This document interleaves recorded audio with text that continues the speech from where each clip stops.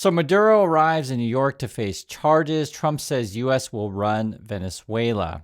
That's the news right now. I want to give you some thoughts on this. Will the American people go for these things? And also want to make it clear that they're talking about a couple different issues all at the same time. So we'll try to divide this up as best we can. First, this is a picture of Maduro. There's all the security around him. I think this is in New York.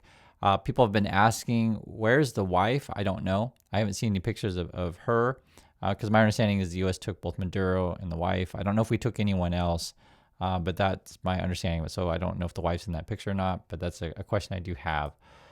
Trump says U.S. to run Venezuela for now as Maduro flown to New York.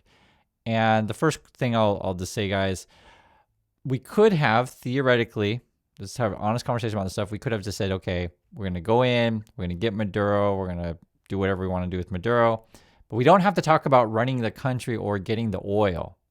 Okay, I want to make that clear because those MAGA people, who say, oh, well, Chris, it's all about removing Maduro, whatever. Okay, so if it is, why is Trump talking about oil and pumping it up as much as we can, and we're all going to be rich for the country, whatever? He says this crap.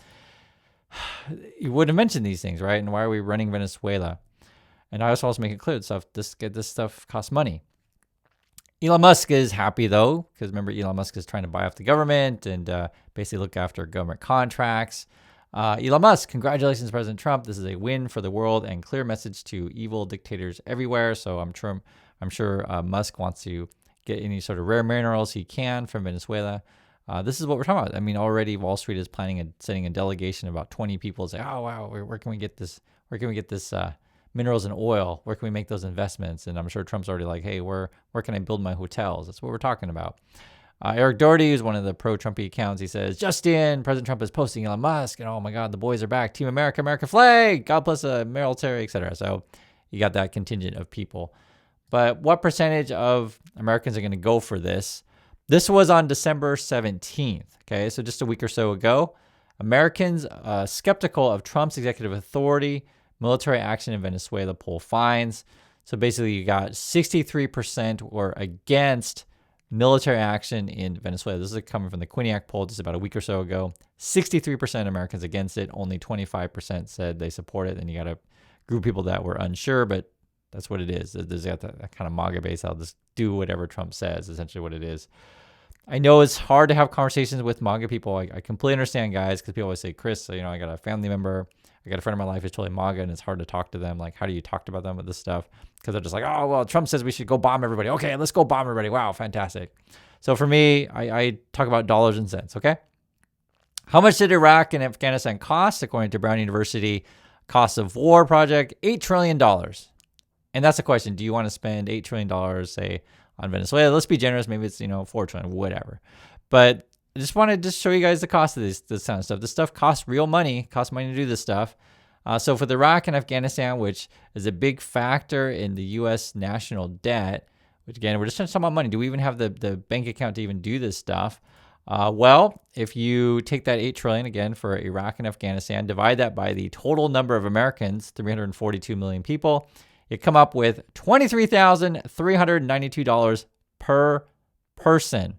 Okay, this is the kind of cost that we're talking about. So for any of your MAGA friends out there, if they say, "Oh yes, Trump is right. Let's go run Venezuela.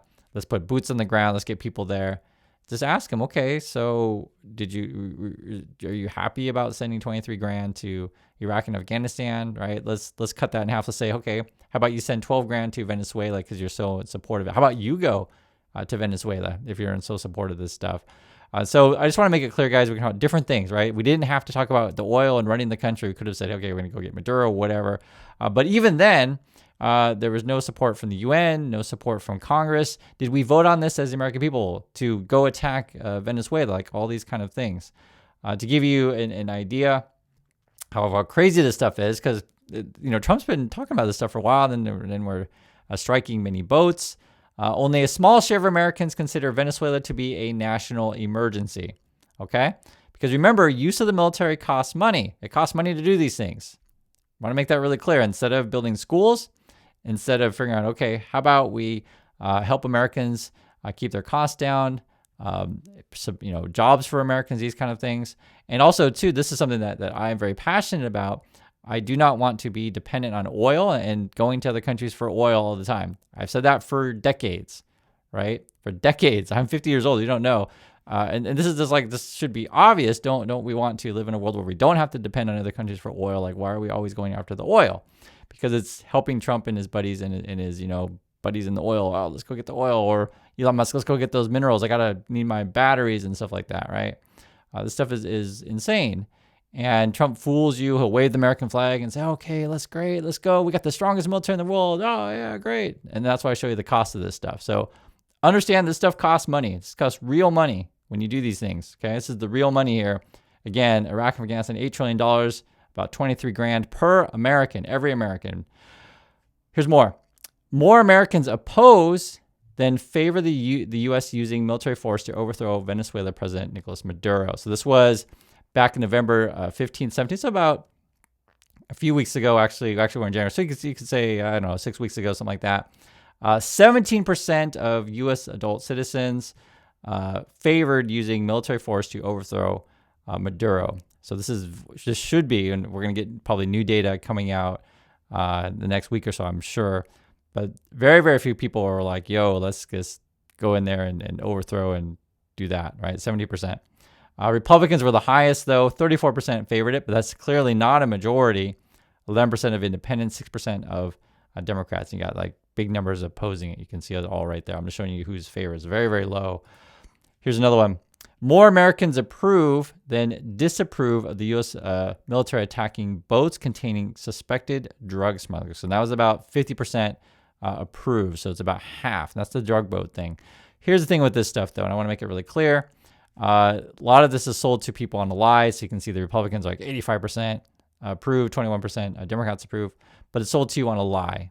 And what's the lie? The lie is Trump will say, oh, guys, fentanyl is a big problem in USA, and therefore we must attack Venezuela.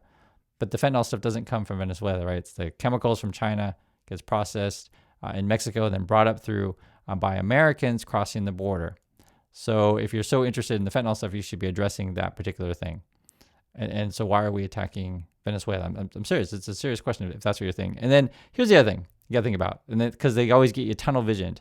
If you're really interested in, say, the drug problem, then you should address demand.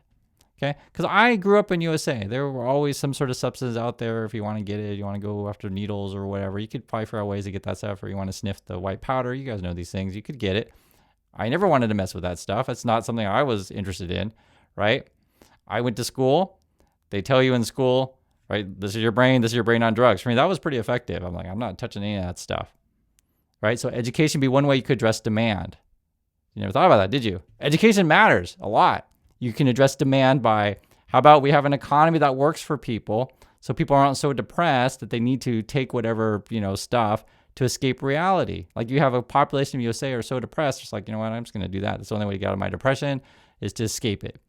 You never thought about that, did you? And I'm a little bit mean here because I want you to get your mind out of, okay, Trump said we have to bomb everybody and let's go do that. And let's go spend all of our dollars to go bomb other places. And this is why I remind you this stuff costs money. Say of Iraq and Afghanistan, did you get your $23,000 worth from that? Is that your goal? And you also have American soldiers who have to deal with the injuries for years from this stuff. Is that your plan? And so this stuff isn't really thought out that well. And remember the Trumps and the Musks, they don't care about regular people whatsoever. These people are born rich. They don't care about you. They're not the ones who are physically going to go fight, right?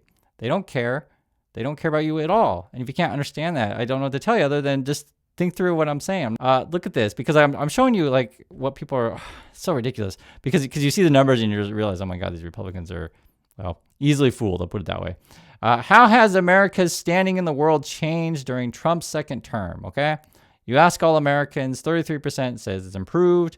Democrats can see it's like clearly not improved, right? It's only the Republicans, 71%. They think, oh my God, yeah, Trump's told me that America's standing is improved, so therefore it must be true. But if you understand what's going on in the world where we're getting boycotted, right? Other countries don't want to buy our crap. I mean, it hurts a lot of people, and you got a lot of people, going bankruptcy, and then you just get Trump going on. This is the business news these days, right? Trump says U.S. oil companies will invest billions of dollars in Venezuela after Maduro overthrow, right? So we're looking, how can we get that money, et cetera. And then for those of you who say, well, Chris, this is all about, addressing dictators and these kind of things. Okay, great. So why don't we go attack North Korea? They just launched a missile about an hour ago. I live here in Korea. I'm just literally seeing right here. North Korea fires ballistic missile towards the East Sea. Right, they're really just shooting missiles over us. And you know, if you think Venezuela was such a threat, where were the missiles from Venezuela shooting over? Are they shooting over Miami? Were they shooting over New York? Did Venezuela attack us? Clearly not, right? And again, we didn't get a UN approval. We didn't vote on this in Congress. No congressional approval. Did you, the American people, vote on this action in Venezuela? No, right? And if you're, again, interested in dictators, go after North Korea. They're literally shooting missiles right now. It's frustrating to talk about this stuff. I know how it is with the MAGA, so I bring up the drug situation, try to address that directly, right? If you really want to help the problem, address demand. You could also address it at the border as well. People say, well, Chris, the drugs coming through the border. Well, I'll then address demand, right? It always existed growing up in USA. I never wanted any of that stuff. I knew there was something better, right? Education. But remember, the Republicans, they hate education. They want you to be dumb. They want you to be followers, right? They want to fool you and trick you. And they want all your money to go to military action, so you're broke all the time. And you wonder why is infrastructure falling apart in USA. This is a major part of our national debt, these kind of things. And if Trump gets us stuck with boots on the ground in Venezuela, this will be very, very costly. And your life will not improve in USA. I'm being frank with you guys. Your life will not improve from this stuff. That's my thoughts on that. So do appreciate your time. Thank you for listening, and I'll catch you next video.